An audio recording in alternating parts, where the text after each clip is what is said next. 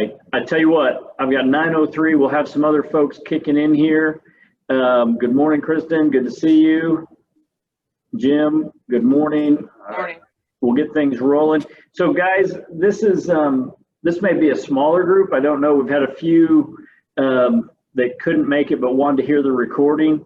So here's what I've tried to do over the last couple of weeks. We shared with you kind of podcasting and how we did it, why we started it, and what it's done for us. And, you know, if you think about it, the number of relationships that have opened up over the last year. Oh, okay. Gotcha, Kristen. The number of relationships that have opened up and the opportunities that opened up just by simply using a podcast format, it has been really incredible. It's more than I thought it would ever be, but it's a lot of work. And there's costs associated to that. And, you know, one of the biggest things, I continually have to make sure there's people in the pipeline and that we have, you know, I got an email the other day from the back office group. Hey, you know, we got to get some more people scheduled. We got to do these things. And so we're constantly looking, hey, Jeremy, good to see you, looking to do that. And so I thought it would be great. Case was one of the people. She was unique in that Case reached out to me.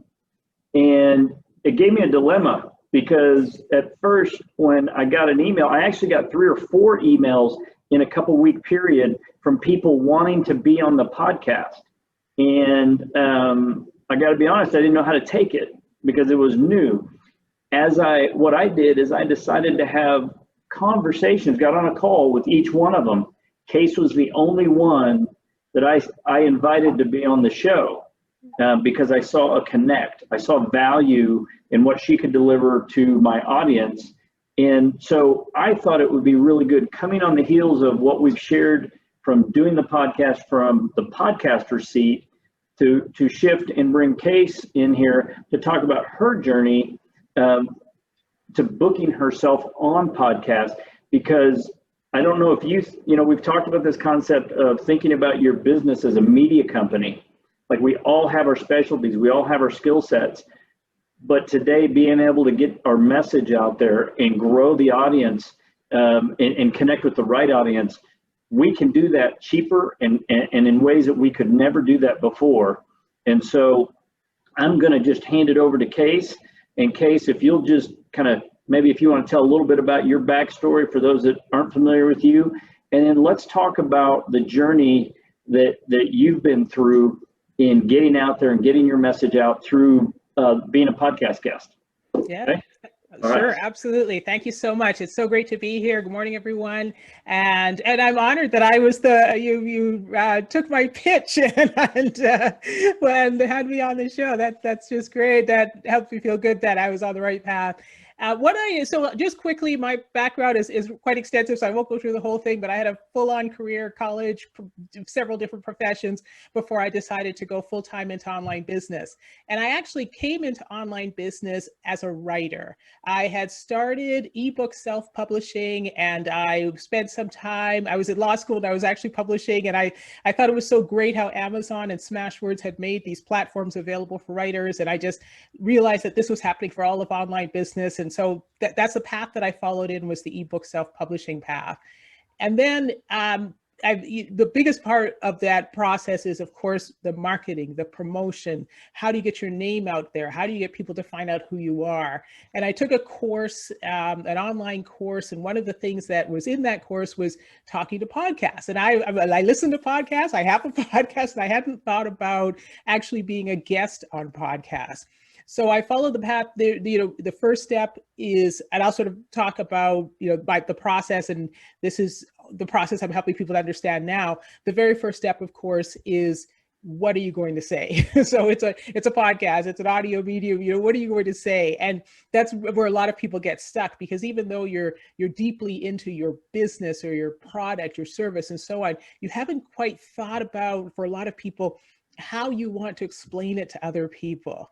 And so you have to be able to come up with a pitch that addresses, what you want to say, but also that addresses what the audience wants to listen to, because sometimes what you want to say is not what people want to listen to. So you have to make sure you do that. So what I did is I put my pitch together, and then I started researching. I didn't know what the process was. I hadn't spent any time doing it before, and there's just now starting to become more and more information about it. But I just started looking at the podcast directories, and I'll talk some more about that. Just I literally looking for the names of podcasts. So my business is called Ready Entrepreneur, and I prepare aspiring online entrepreneurs to get started, help them get started.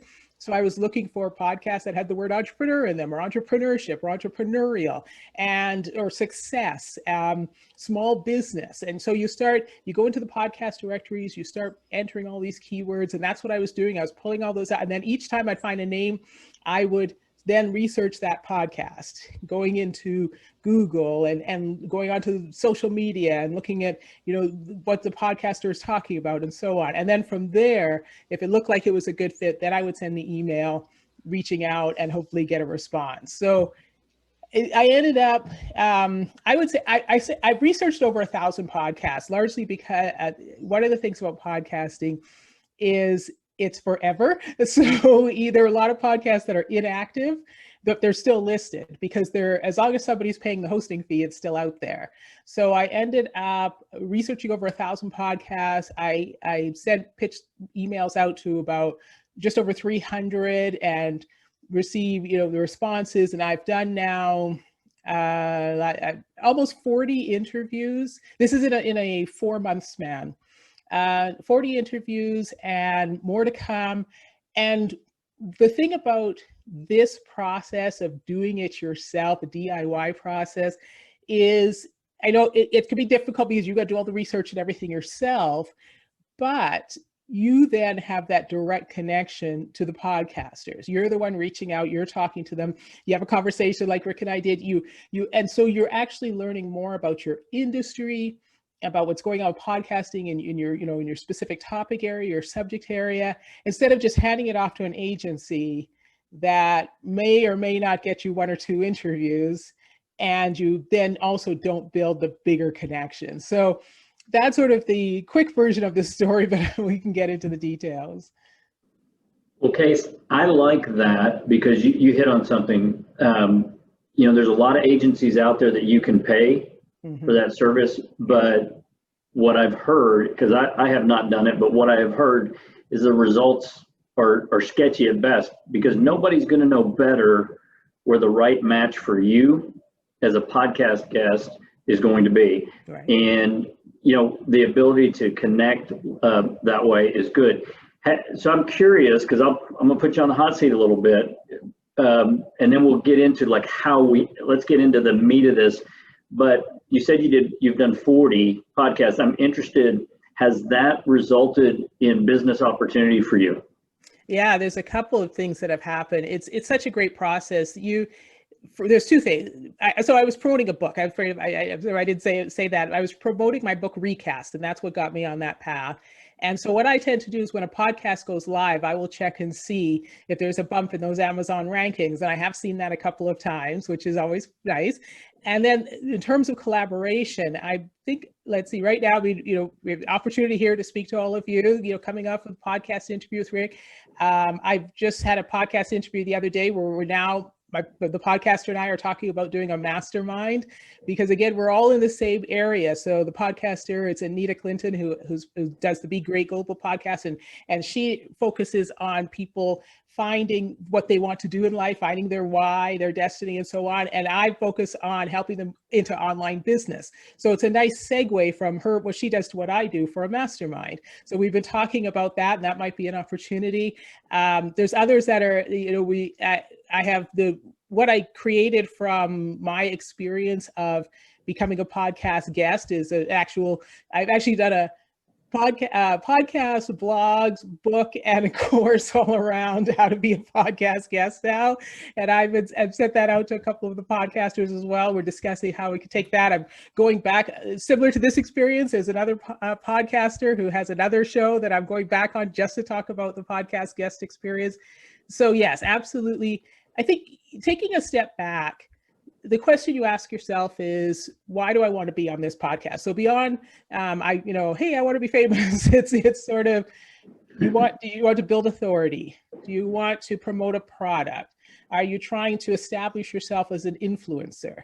Are you trying to just practice your public speaking? Or do you want to collaborate with other people? So you need to think about, what is the, beside, yes, I want to be famous, get my message out there, get my business out there, but what else would it do for you? And then as you go into the process, you have that in mind, because you don't want to waste the other podcasters' time. So you don't want to waste your own time. So when you're looking at podcasts as part of the research process, you want a very clear idea in your mind why you want to do this, so that when you see those other podcasters, when you're reading their descriptions, when you're checking out their website, when you're talking to them, you can be very clear about it. And you could say no. And they can say, obviously they say no to you. You get, no hurt feelings, because there's more than 1.5 million podcasts now.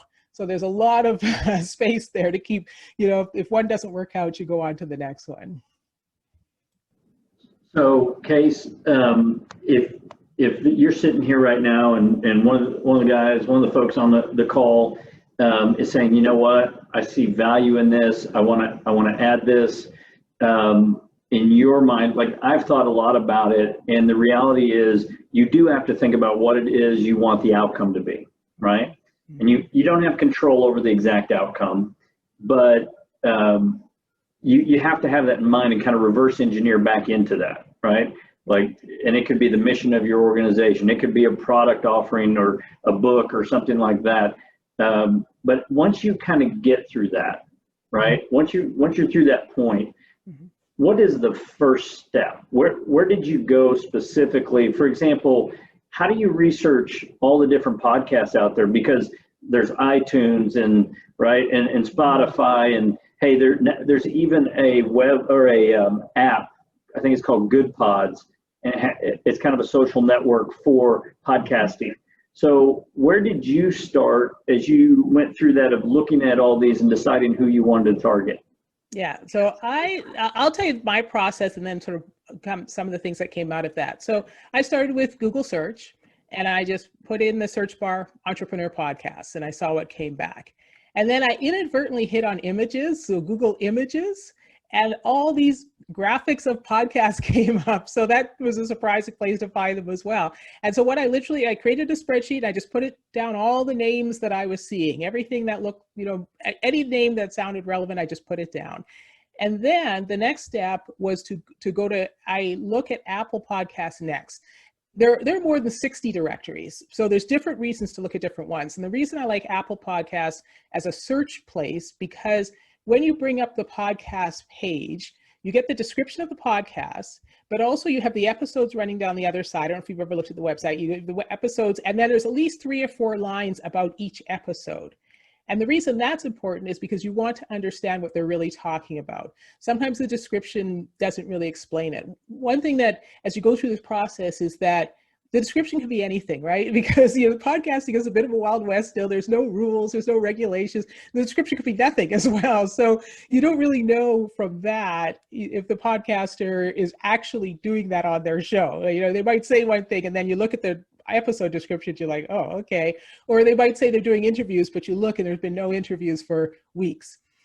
Or the other most important thing is check the date of the last posted podcast. That was something I learned after a little while. It's like, wait, these podcasts are not even active anymore.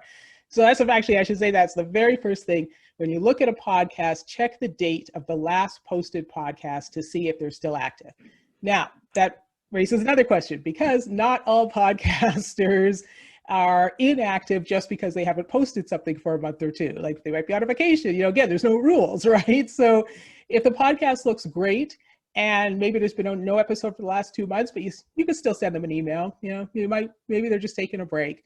But I would check that. You check the episode. I look at Apple Podcasts. Then if it looks still good, then the next thing I'm doing, back to Google to see if I can find the website. Because what I'm looking for now is contact information. So if I think that I've got a good idea just from looking at the podcast page, I want to see the website to see if there's more information there. I want to see if the podcaster has a actual podcast guest form. So this is one thing, is some podcasters are very organized. I'm not, but some others are. They're very organized. They have a very specific form. You have to fill it out and so on. So you want to go to the website and see if they have that form. If they don't have that form, they might have on their contact page something like, podcast guests apply here or something like that. So you want to make sure you see that if they have it. If they don't have that, you look for just for the email. Any kind of email at that point will do, info at, support at, sometimes, whatever you can find. If they don't have that, you could just fill out their regular contact form and just put your pitch letter, just sort of cut and paste it in. And if they don't have a website, you can go to social media. Now, social media is much more difficult because then you get into the back and forth. It's a lot harder to put your beautifully designed pitch letter into a social media messenger, message or something like that on Messenger. So that one's a little harder. I didn't use social media a lot. I really tried to focus on getting their email from the website. You can also get the email from the RSS feed. Yeah, a lot of people don't. It's actually Listen Notes is one of the directories that has this in their instructions, and I think it's something that people probably won't like after a while when they realize that people can get their emails from that, but not all of them are available. Some of the podcast hosting platforms don't feed that, the code, but the ones that do, if you click on that RSS feed, you just read through the code, it says email, and you can use that. I did not have anybody come back and say, where did you get that email from? So I'm guessing that most people, they put an email in there and they assume that people will use it. But I did see somebody post on Twitter recently saying that they were wondering how somebody got their email, and somebody came back and said maybe they took it from the RSS feed of your podcast. So I thought that was interesting. So people are starting to realize, but it's still a great place to get the email for now. Also, some directories actually show the email. So Listen Notes, Tune In, they will show, if the email is available, they'll show it right on the podcast page, which is great. And some podcasters even put it in the description. That very few, but some do that too. So those are all the different places that you can find the email. The key is the directories. Now, podcasting has just taken off in 1,000 different directions. Like I said, it's over, by directories, I mean both the places where you listen to podcasts like Apple Podcasts, Google Podcasts, Spotify, Pandora, iHeartRadio, those are all directories. And then, like Rick was saying, there's some people who have like social sites, forums, they have just listings of podcasts, podcast.com, like that's another one. There are apps, and so you can look in the apps, but each one is different. Some of them are better. There's none that are perfect in terms of getting all the information you need right up front. There's one called Podknife that shows you, they put an inactive or an unavailable tag when you search for when you search by keyword, which is great, except you're using their definition of inactive. So again, it's like before I say, maybe somebody hasn't posted since, let's say, August, but that doesn't mean they're inactive to them. Like they're not, the directory is not going out to the podcaster and saying, hey, are you going to do any of our episodes? So that's just something to keep in mind, but it's a great place to start because there are a lot of podcasts out there that are dead. They're just not doing any interviews anymore or anything at all. So yeah, the key is to go through and to pick the directory you want to use, and you might have to use several different ones depending on the information you're getting.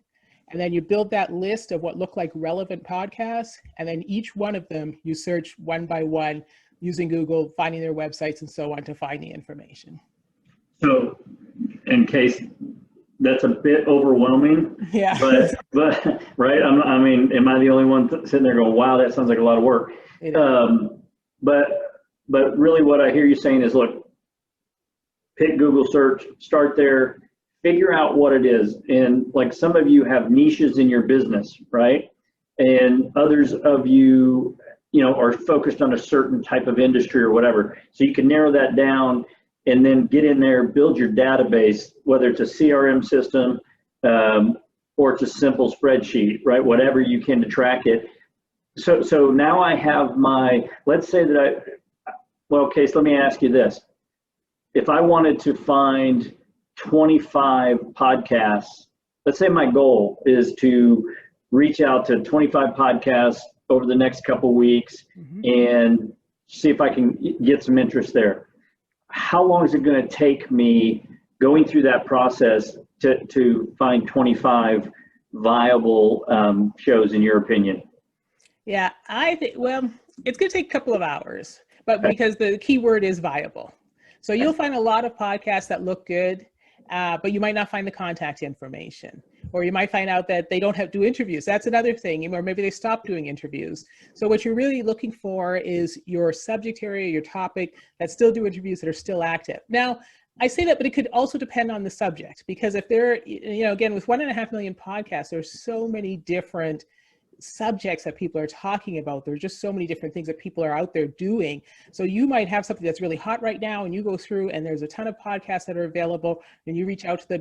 It's still going to take you time to find all the contact information. So I'd still give it a couple of hours to find those first 25, but you might find them quickly in the sense that the first 25 that you look at all have emails available. You can send an email to them and get that, feedback right away. So it is something you have to put the time into. Again, it's a DIY approach. It's not, hiring an agency, but you are hands-on. So you're getting all that information yourself. You can also hand it off to a third party to do for you. You can hire somebody to do it for you, but at least you'll have all that information in-house compared to what an agency is doing that maybe you're paying them and they don't even guarantee, 1 or 2 interviews. Well, I think to your point, I think if you did the work really describing what it is you were looking for, right, and the process that you wanted to go, so maybe if you do that upfront process, then you could hand it off to somebody, right? You can hire somebody part-time to do a little bit of that work. You can outsource it, whatever. So Case, in your experience then, so you've got your database of people you want to target or shows you want to target. And you talked about email. What does that email look like? And of course I know, but share with us a little bit about how you crafted the email and what that might look like. Yeah, so the email is a pitch. So you're pitching to the podcaster that you would be a good guest.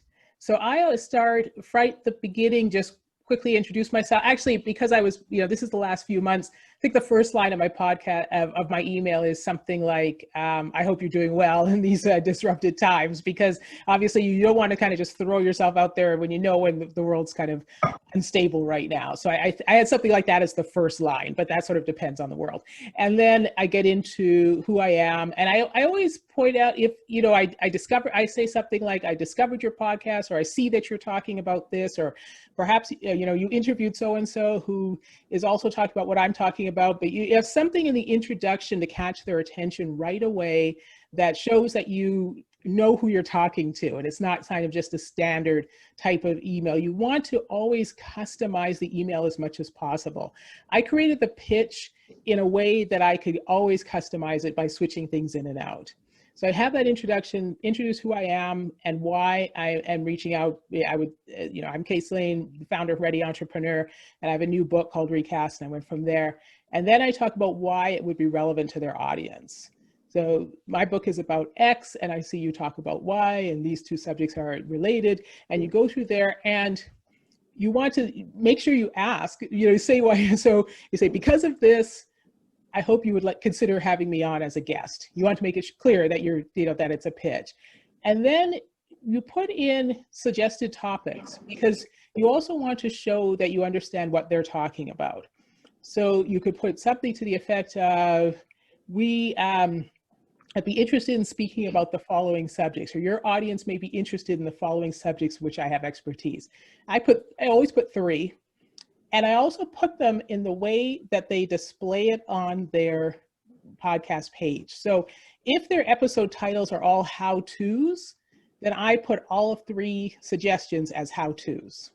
Or if if they're all interviews and they are, some people will put kind of an umbrella around the interview, like the sort of, let's see, I can think of on the top of my head, but they'll say, fighting stress in the 90s with fighting stress or something like that, and they'll put that in.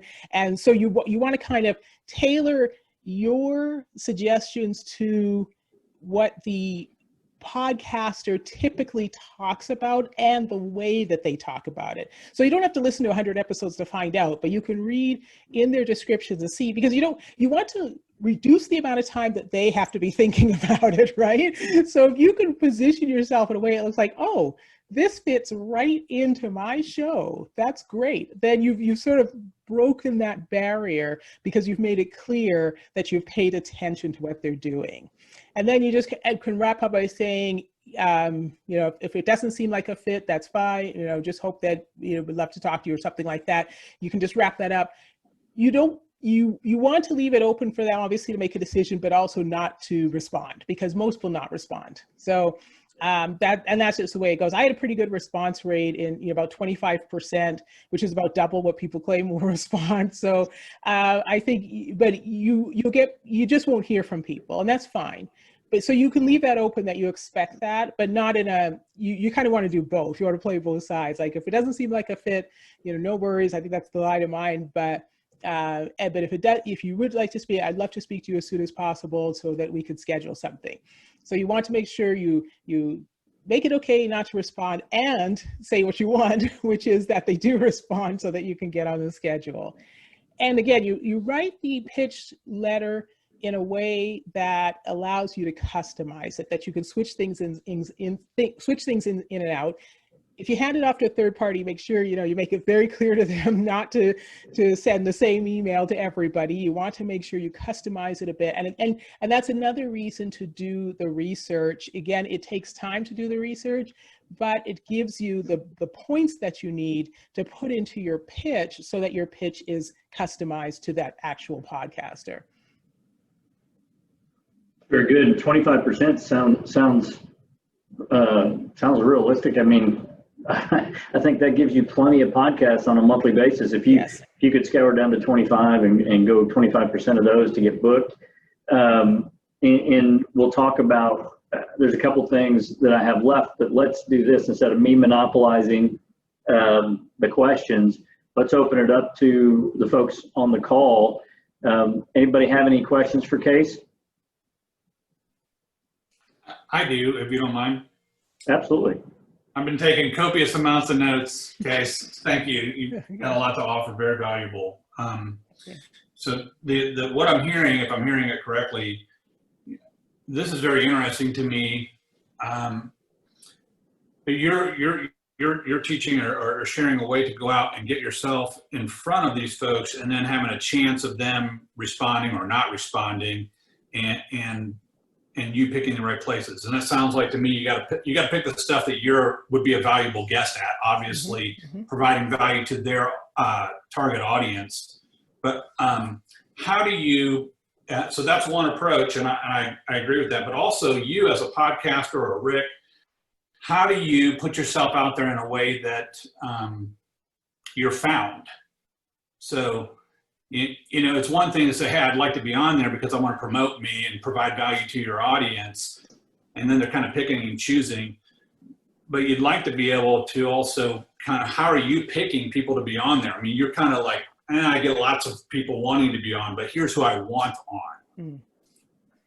Yeah, if you want to, so there's a couple of things there. If you want to go directly to people, like you want specific guests on your podcast, then you kind of do your own sort of reverse process of a pitch, because you can do that. You could just reach out to people you want to have on the show, say, here's what my podcast is about, and I'm interested in having you on. Now, if you're somebody who's not a famous person who's going to get cold letters like that, there are matching services. There's more of these that are coming up now. There's one called Pod Match, for example, where you can put in your profile as a potential guest, and people that are hosts can go in and see who's there and send requests. You could do it within the app or send them an email separately, asking them to come in on the show. So these are new services that are coming up now. But also I feel that once you start podcasting and you're getting out on shows, we talked earlier about what the effect has been. I've had people come back to me and say, I heard you on such and such a show. I also have a podcast. So you do get that as well. So it's a process that kind of feeds on itself. There's probably a point where you no longer have to reach out to people. If you've done enough shows, you'll start to get that feedback coming to you and asking you to be on their show as well. Eric, let me clarify your question. I want to make sure. So you're talking about, from my perspective as a podcaster, cases, we have our own podcast. How do we go get our guests? Or are you saying, hey, once I've been a guest on the podcast, how do I get it out there? Yeah, I mean, I was trying to kind of, I don't have a podcast and I'm not going to start one. I was trying to state, instead of coming out with an ask, are there things that when you're looking for somebody that you have kind of this qualifying process of who you're choosing to be as your guest? And so if you fit those qualifications, then you're going to wind up being in this pool of people that you and Rick and other podcasters are looking for. And so, you know, how do I get in front of them without actually asking for the business? You know, just so that you're in the pool of those people. I don't know what qualifiers you're looking for, but maybe that's not a great question. Okay, so Eric, you're looking at it from more of a, how do I get out there so I could be in the pool of guests that podcasters are looking for, right? So for me, I will tell you that just from that, in case, please chime in, but for me, you know, I look at who are business owners that I know, entrepreneurs that I know that have good stories that we can share, right? I also ask my friends, my CIOs, who do they know, right? Like I'm constantly asking, are there any business owners that you know that you think would be good for my podcast? And then the other thing is I do use social, and I, instead of posting anything out there, I watch. And if somebody, you know, if you see somebody and they're like, I think they'd be interesting, I actually will either email them or direct message them. And then the last thing is other people I know that had podcasts, I will go to them and say, look, I'm continuing to look for guests. You've had some pretty good ones. You've been, you know, maybe you've been on my show. Who do you know that you think would be a good candidate? And simply asking, you will fill your bucket. The challenge is it's a discipline. Just like this, if I'm wanting to be on more podcasts, I got to say, you know what? I'm going to spend 2 hours a week, and I'm going to go through this process that Case is showing, and I'm going to do it every week until I'm booked to the point where I can do it. Then I'm going to do it every 4 weeks, right? So that I can continue to keep it going. Case, you got any different opinion on that? Yeah, absolutely. It's around, you know, exactly what you were saying. And for example, I think everybody who's been on my show is somebody I met at a conference because my show is focused on people, entrepreneurs. I like to talk about the very beginning of the process, the part that gets left out, and you know how people actually got started. And so I've met people at conferences. We've had a conversation. So I thought, wow, that's a great story. I'd love to have you on the show. So that, you know, that's one thing. I think also, now that I've been on other podcasts, I see all these people being interviewed, and again, it sort of feeds on itself. I'm like, wow, I'd love to have that person on my show. You know, I'll hear them talking about what they've done. I did this the other day, actually. I followed up with somebody. I know the podcaster, and I really enjoyed the interview. And I said, I'd love to get deeper into that entrepreneur story. You know, would you share the contact information or ask them if it's okay to contact them? So I think you have to be out there in some way. But one thing that's happening is, again, there's more and more podcasts. Like every day, the growth of podcasting is just extraordinary. And professionals are starting podcasts, companies are starting them. There's so organizations. So there's a lot of different ways in now. If you can ask her, I did, you know, people are looking at who they can have speak on their podcast, and they look, like Rick was saying, at their immediate community. So if you belong to any organization or something like that, then you could see what people are doing, or if the organization itself is doing podcasts, and just make sure it's known that you are a speaker, that you are one of these people who would be interviewed, that you actually have some value to offer. Because that's the other thing, people have to know that, you know, they might know you, but they don't know that you'd be the kind of person who wants to be on a podcast. So you have to actually make that known as well. I think the other side of this, from a macro standpoint, if you think about what it is ultimately the objective that you want, right? And for me personally, I will tell you the messaging from 1 year, from this time last year to now, well, it's still got work. It's 100% better, right? Because the more you're out there talking about your messaging, the more refined it's going to get. But on the other side of that, one of the things I always ask at the end of my podcast is, hey, Eric, if somebody wants to get in touch with you, right? And it's really what I'm trying to do is give an opening. Is there a book? Is there an ebook, right? So, some kind of white paper on a topic, like maybe, Tony, to pick on you a little bit, right? You specialize in doing work with missionaries. Well, do I have a white paper on the top 10 things to know, right, from a tax perspective? And the reason that's important is you get an opportunity to go, hey, if you visit my website, right, and most podcasters are going to be open to you talking about that. Not a hard sell, but look, I offer this up. Anybody want to get it? Visit my website, go to this link, and we'll send it to you. Great way to connect with people that might be the type of people you want to do business with. The other side of it is, and this is what I think people miss a lot. If I'm a podcast guest, like what I do, those of you that have been my guests on the podcast, I send you a copy of the podcast. I send you the embed so you can put it on your website if you want, but I do something differently. I also have the transcription, right? And so your ability to utilize that to put out on your social media, on your website, and all that is just a great way for other podcasters also, if they're going to pull you up, to see that you've done this before, kind of get an idea of your message and that kind of thing, right? And so, Case, any thoughts on that? Yeah, absolutely. So that's a big piece of the process is after the interview. So you will receive the information, the podcast has gone live.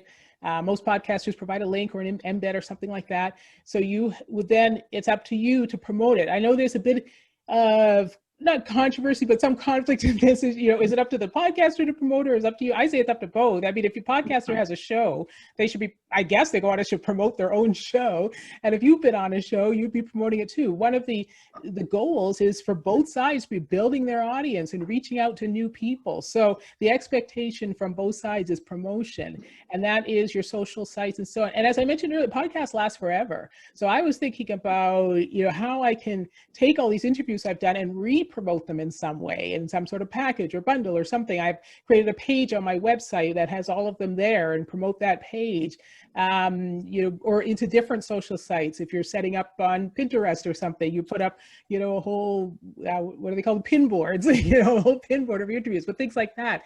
It's all about reaching out continuously and continuing to promote. And it also gives you an asset, right? If somebody wants to know you're starting to pitch yourself as a speaker and they want to know what kind of a speaker you are, you can say, hey, go to my website page. I've got 10 interviews up there with different podcasters. And it's just a great thing that you can have. So you want to be continuously using the fact that you've been on the show as a way that you can promote, but you get it out to your audience. If you have an email list, you get it out to your email list and just continue to let people know. And of course, again, it builds on itself because people come back and say, hey, I heard you on that show. And would you like to speak, maybe not just on a show, but would you like to speak to a bigger audience in other settings? So I think it's something now that I think everyone has to have in the back of their minds because podcasting is becoming so big. It's this idea you want to start thinking about how you become part of that podcast world, because it's going to be sitting there as this very important medium that a lot of people are going to be using. Yeah, I totally agree. All right, any other questions? That's good stuff. Mr. Lutt, go ahead, Case. Oh, I just wanted to make sure I also mentioned, some people ask about what do I need to prepare ahead of time, even before pitching, and what types of things do podcast hosts ask for? Almost certainly some kind of headshot. Again, we talked about promotions. So you want to make sure you have a good headshot that you can send out so they can use that in their promotions. You could use it in yours. A bio, different length, different size. People, don't really, it depends. Some people have a word restriction, but just write a bio that you can then edit to their word restriction if they have one. As Rick mentioned, if you're going to be giving something away, if you have a place for people to contact you, you want to have that. A lot of people ask for your social media handles and your links. So you just want to have that ready to copy and paste. And the equipment. So I know a lot of people worry about the equipment. It's not expensive to get a good microphone these days. I mean, and that's really the key. It's audio. So you want a good microphone. But saying that, more and more podcasts are going to YouTube. They're going to video, and they are actually taking the video and just posting it on YouTube, or they're doing other things with it. It's actually, YouTube is becoming, or it might even be the #1 place where people are picking up their podcasts now, which is incredible. So be camera ready. You don't have to be Hollywood glamorous, but you make sure your camera ready, because that is going to go out there. You could just expect that it will be on YouTube. Not everybody will do it, but just sort of go into it thinking that that's going to happen. So you want to be set up for that, and just make sure that you feel good about it. So you've got that all set out. And then that also helps you as you go out and start reaching out to podcasters. You can, if they have a little note in there that says, do you have all of this? Yes, I'm ready. I've got it all. I'm all set. So that also helps them a lot. They don't want to have to worry about something like that. Case, that's great. We actually, with the onset of season 2, mm-hmm. year 2, we've already recorded our first YouTube. Yeah. So it's interesting, because that's, once you get comfortable with it, then you see the value in doing both, playing in both lanes, no pun intended. Anyway, great stuff. Anybody have a question for Case? Yeah. Jim, go ahead. Case, I'm sorry, I had to step away early. You may have already covered this, but you're a podcaster too. You have a podcast? Yes, I do. And what's the name of your podcast? It's the Ready Entrepreneur Podcast. The Ready Entrepreneur Podcast? Yeah. What a great name. And she's got a great website. We'll kind of cue that up towards the end. So if you, and she's been gracious enough, she sent out a blueprint right here with more detail, more information. And if you're interested, we'll get the link to you, or email me and I'll send you a copy, Case, if that's okay. Yeah. But she's done a fabulous job of putting resources out there. Any other questions for Case? Yeah, I got one. So we mentioned, or you mentioned that there's zillions of podcasts out there that are no longer active. Mm-hmm. And it made me think that at one point somebody thought these were worthwhile to do, and they put a bunch of effort into doing it, and now they're not doing it anymore. So I guess my question for you, Case, is what are you going to be doing when your podcast is no longer active? What's next for you? Well, as I mentioned, it's an asset, right? So what I'm looking at, there's a certain number of interviews I want to do. And I'm coming up on the 100th episode. So now you're going to get me talking strategy here, but I was thinking what I would do is some kind of big 100th episode, and then go all into interviews. And when I've hit a number of interviews, I'll stop there, but I will continue to use the assets. I've actually, I had a 6-part series, for example, what I call an entrepreneurial 6-factor mastery of the things that you need to do to get prepared. And I'm going to take those episodes and put them into one file and have that as something that I can give away and so on. I'm going to continue to just repurpose the assets, but I know there's some people like John Lee Dumas, the biggest podcaster for entrepreneurs. He has over 2,000 episodes now. I don't see him stopping anytime soon, but that's his one thing. And I'm into a lot of other things. So I actually have in my mind an end date for the podcast, but I plan to continuously use the assets going forward. So tell me, where are you going to be in 3 years? Where's this all leading? Tell me about a little bit more about what your future looks like. Yeah, so for me, Ready Entrepreneur I'm very committed to getting more people into entrepreneurship. And I think it's absolutely critical to especially what's happening right now. If we had a population that was more entrepreneurial, we might be in a better place because it gives people, the purpose in their lives. It gives them something to do instead of sort of being mean on social media and so on. And entrepreneurship is all aimed at finding solutions to problems. So if there are more people sort of aimed at working on solutions to problems, we'd be in a better place. And I want to help encourage people by letting people understand with technology and the global marketplace, and you have access to, 7 billion people, you can get your work out there. So I'm using Ready Entrepreneur now, growing that business around putting these tools in place, but there's a stop part for that. And then I want to move into investment and helping people, and the next level of entrepreneurship for so many people is to scale. And that's where I'd want to go next. So that's what I've been thinking on and working with people on that. Well, what does that mean? Investment and scale, that sounds big. Yeah, venture capital, yeah, private equity, yeah, it's big. It's because there are, I sort of go 2 ways on this. There are a lot of entrepreneurs who talk about, I can't get started, I don't have any money. And I always tell people, look, you could start for nothing nowadays. but there's a certain point where you want to take it beyond digital information products. You know, maybe you want to start producing something in the marketplace that's longer lasting. Apps is the biggest thing that I've seen, that's the biggest roadblock for me, is developing apps around my content. And I think there is an opportunity for it, but that process of actually getting it done is more expensive and requires more people and so on. So that's the next level I want to take it to, is I think for so many of the tools that are out there, for example, the one that that Rick was holding up, the blueprint, what I've got in there is a directories list. So there's 60 something directories. There's got to be an easier way to search for podcasts, right? I've been describing this process. If we had the technology to find podcasts easier, it would help people a great deal. Amazon has just come into the podcast game. They've put up Amazon Music now hosts podcasts. And if you're a writer as I am, you know that Amazon has 4,000 something categories for books. So I'm hoping they're going to do the same thing for podcasts, and that would really change the game. But if we don't have an application like that, we're going to need one.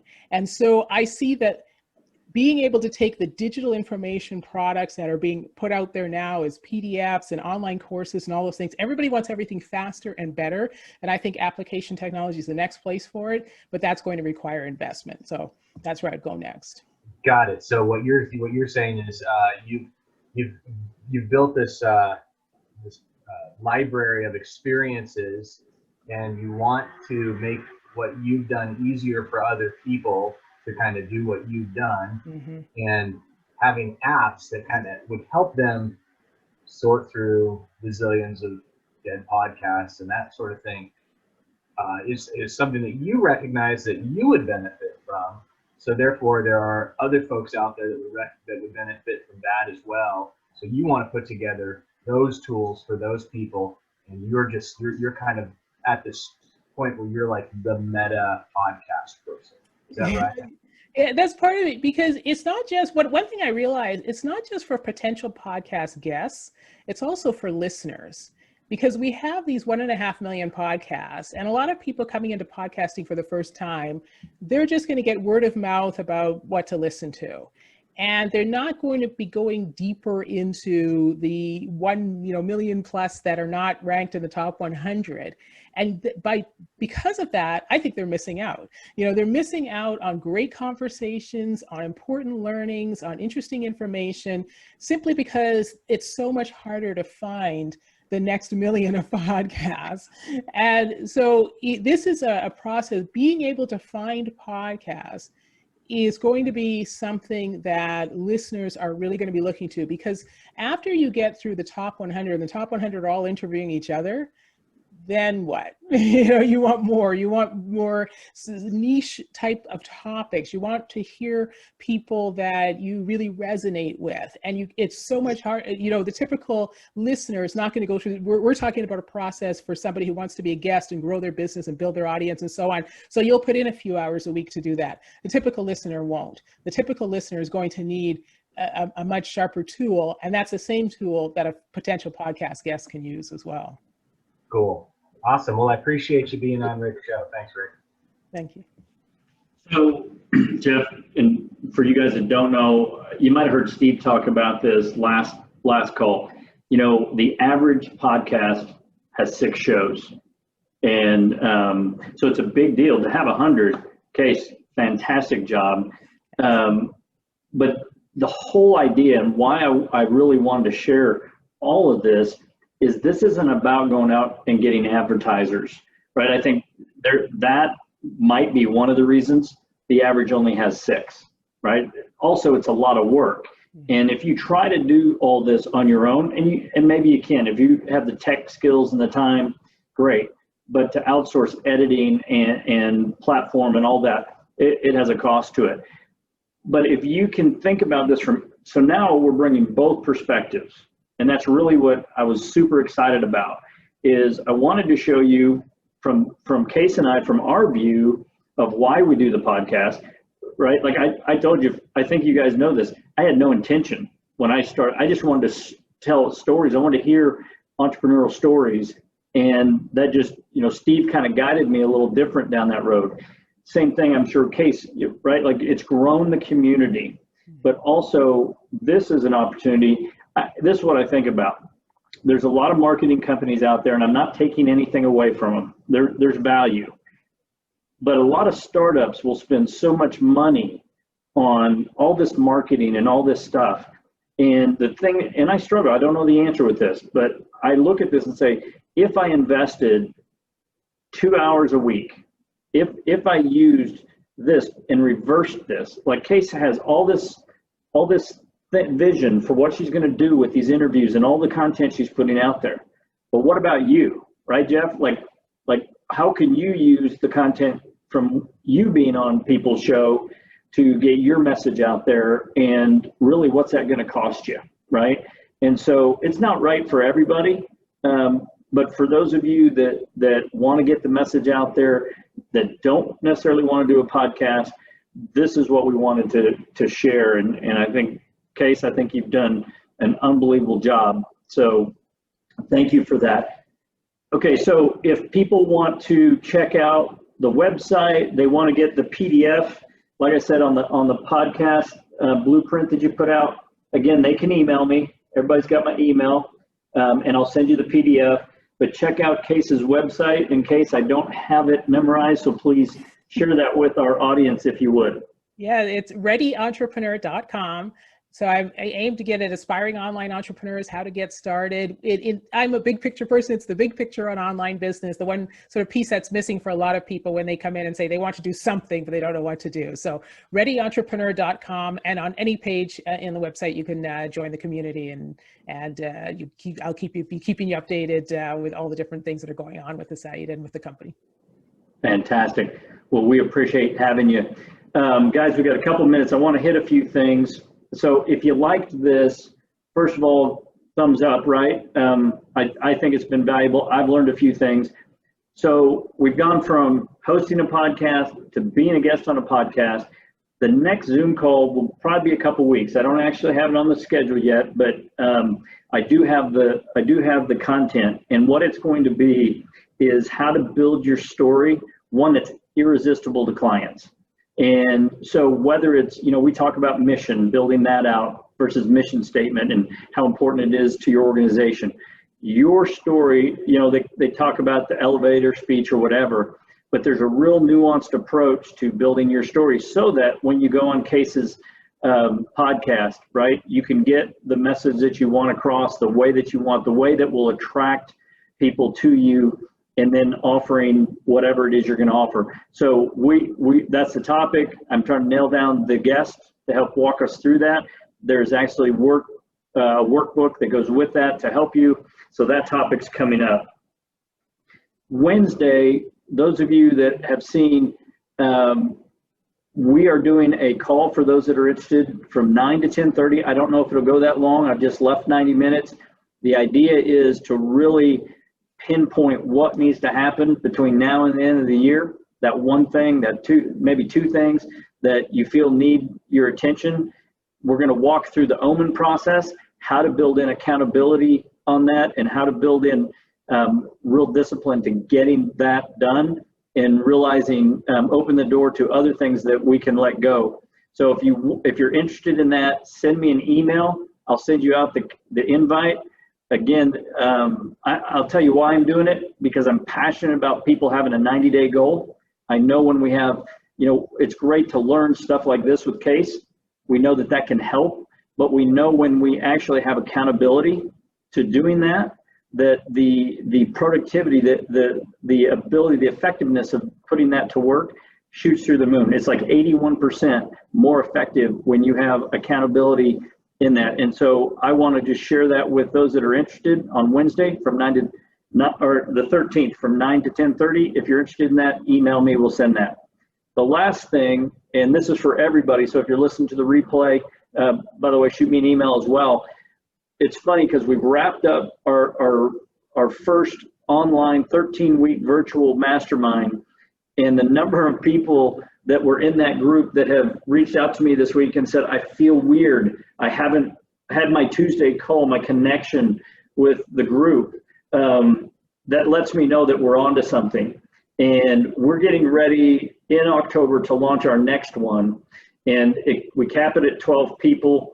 And, you know, at this point, it's just very informal. If you're interested in learning more about the mastermind that we do, we've got some great testimonials, people that have been in the program that have shared what they got out of it. We'll walk you through what that looks like. Just send me an email.